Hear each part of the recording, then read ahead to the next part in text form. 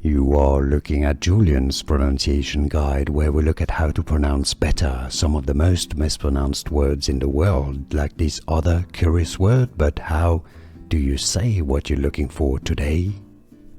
Let's learn once and for all how to pronounce those two words correctly. And yes, they do have a ever so slightly different pronunciation from one another. If you want to learn more vocabulary, useful pronunciations in English, I've got more videos for you. Stay tuned.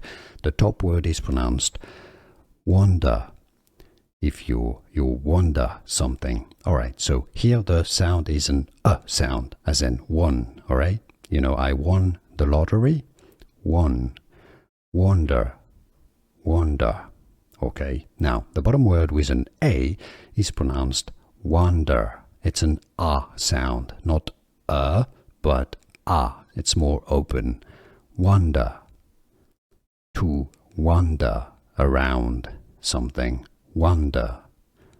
So, top word with an O is pronounced wonder. Wonder.